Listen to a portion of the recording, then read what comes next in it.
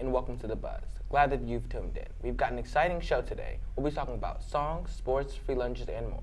Starting off, DJ interviewed our new principal, Mr. Webb. Let's see what she has to say.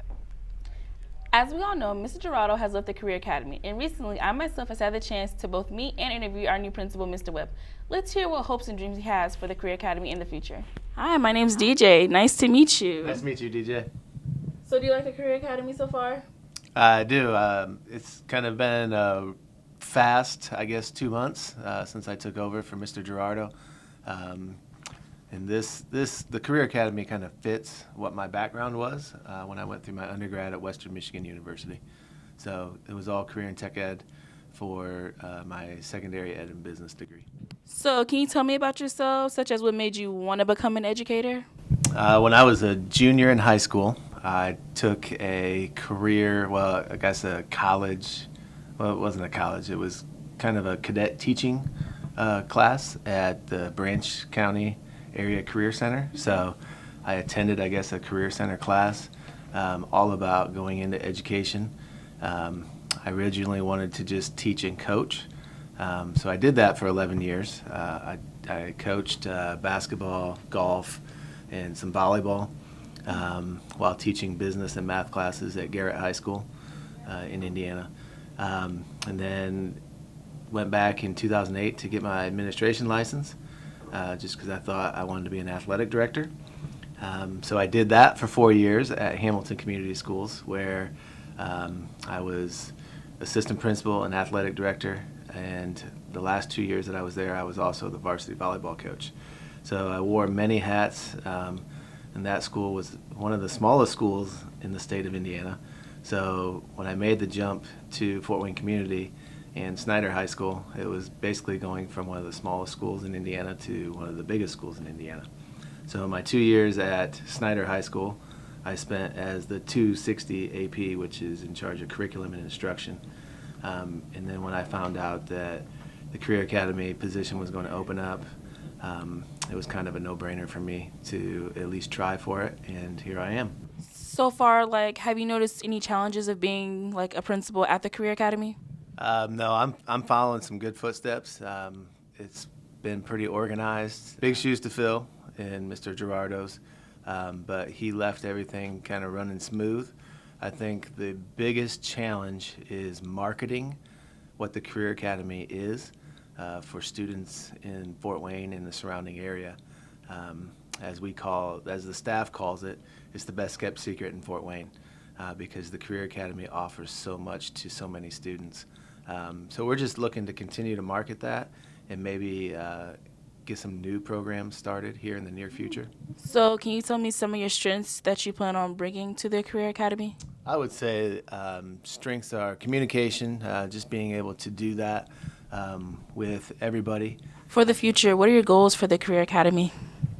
The goals are to just keep selling the programs, get more students involved. And Mr. Gerardo said that his kind of cap enrollment would be 1,100 students.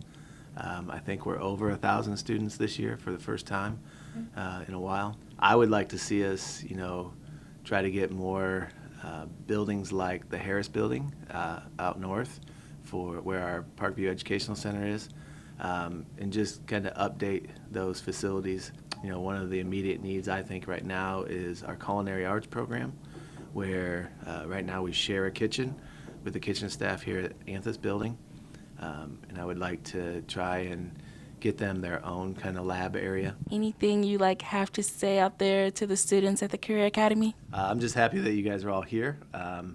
I look forward to continuing to work with all of you.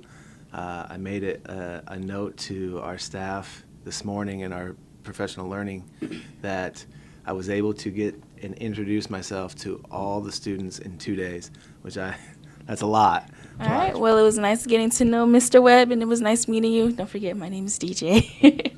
Thank you. Thank you, DJ. Since 2014, elementary and middle school students of the District of Fort Wayne Community Schools were provided free lunches for all students. The only downside was the program wasn't offered for high school students. Parents were paying thousands of dollars each year for school lunches. Some students even were going hungry. Almost 40% of FWCS high school students were already on free and reduced lunches. This made FWCS high school students eligible for free lunches for all students. This past May, FWCS board finalized the program and announced will begin the 2018-2019 year. Students will be able to buy extra food on prepaid or account or with cash. This is amazing progress for Fort Wayne Community Schools, and almost 30,000 students will never go hungry for breakfast or lunch. Now I'm going to talk about some summer song hits. Nicki Minaj's Queen album was one of her first albums since 2015, but many people feel like her album was not that good. In one of her songs, Nicki came with the heat and spit fire on the rap game and people in the industry. Drake's Scorpion album was a legit hit this summer. One of his songs swept the nation in a challenge. It went all across the world and even had people jumping out of cars and dancing. LMA's song Boo'd Up became a top hit. It even started playing on the radio station on repeat all summer. People from old to young were jamming out to the songs. Now on to sports. Snyder lost to Carroll for the first time in 7 years. Northrop won against Southside, and Concordia lost to Homestead due to a last-second touchdown. So today we're looking at Snyder football, and the football season has just begun, and so we interviewed the Snyder coach, Mr. Tittman. Let's see what he has to say. When did I begin my coaching career? I was involved in the game of football as an undergraduate student in college. I was a student manager and a student assistant while I was in Bloomington at Indiana University, and then I came back to Fort Wayne to do my student teaching and coached here in 1994, and then left here and was hired back at Indiana University for 2 years as a graduate assistant coach, and then was fortunate enough to get hired as a teacher at Snyder in 1997 and began coaching full-time at Snyder in 1997 and have been here ever since. What are our training plans for football? And our training plans are multifaceted. You know, our job is to develop the student athletes, number one, academically, and to assist in their academic pursuits and whatever they're trying to accomplish academically. Number two, as it relates to athletics, we're training them physically, so helping them become bigger, faster, stronger, more athletic. And that's a year-round, 4-year process.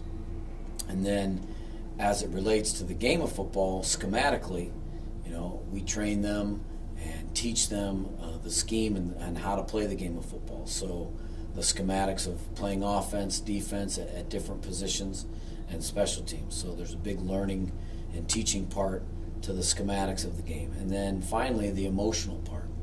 And one of the great benefits of playing high school athletics is for kids to learn how to deal with their emotions, for kids to learn how to deal with adversity, for kids to learn how to deal with success, and all that, you know, we feel is a great learning tool to go along with the physical and the schematic part of things. So our training program revolves around those 3 prongs. What are our plans to improve this season to advance further in the playoffs? Really begins with a daily approach. So we don't view things as an end result of what we want to get to at the end of the season. It's more of a what can we do today? So that involves coaches and players both identifying the things that we don't do very well currently, identifying the things we need to do better to correct those mistakes, and then putting forth the effort, the time, and the energy to improve in those areas. And that comes from repeated repetitions of those skills, and then the acknowledgement of what we're not doing well and to fix it. And that really is a daily task. And then each of the 5 days in the week, you know, it's a weekly task. And then as you look at each week, it's a cumulative effect over the course of time, so that when we do get to the playoffs, that we're in a position to be more successful than we have been in the past. For our program to grow in the future, we believe that we need to continue to attract quality kids to the football program. We believe that, you know, every kid that has a desire to play football can gain something from playing the game of football, not just measured in wins and losses, but there are experiences that they can have through playing the game over the course of their high school years that will allow them to be better people, that will allow them to excel in other areas. And so the program grows when we attract and get more kids to play in the program. I think how do I balance teaching math and coaching football? I think the biggest key to that is understanding that teaching math is my number one job. That's the priority. That's what comes first.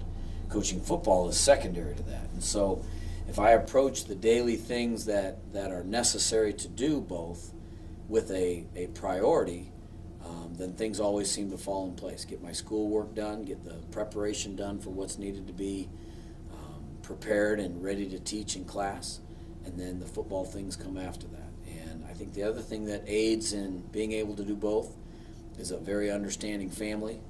Both my wife and kids are supportive in my coaching and teaching and know that I want to devote a lot of time to it, and I think they're understanding yet supportive, allowing me to do those things and assisting in the other responsibilities that I have at home that allow me to do both.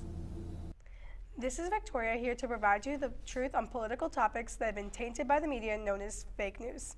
In April of 2018, the media was in an uproar about the lost children, children in cages, and immigrant children separated from their parents. The world was outraged by what the media outlets were reporting, and for good reason. Even I was. News and media outlets were blaming the current administration for what's been going on for decades now. Don't get me wrong, I'm not saying these policies are quote unquote okay or don't need to be changed, but these policies are used when adults typically cross the border illegally, and U.S. Marshals either believe A, they're not actually the child's parent, or B, the child is in danger. When an illegal immigrant is processed, they have the choice to either be released into their country or apply for asylum. Either way, the child is taken into HHS custody, which, despite what the media is reporting, is not a house of cages. These are foster homes and shelters. They're not meant to be a permanent solution. The situation gets a little bit more tricky when the parents decide to apply for asylum. The reason being is under the law of Flores 1997, which states that children of HHS can only be held for 20 days, with the exception of children whose parents are applying for asylum. These kids are placed into foster homes or with family members in the U.S. Yes, America needs to have a serious talk about immigration policy, but also we have to understand crossing the border without proper status is illegal, and these children are victims of illegal activity. Obviously, they can't be obtained with their parents because children can't go to adult holding cells. Instead, we are protecting and sheltering the children until their parents make their next move. I believe every human should be allowed the opportunity for asylum when done legally. Also, for a better life when done legally. I'm sure everyone has had an amazing summer because I sure did. Let's see what some of our TV1 and TV2 students have to say about their summer. I had lots of fun.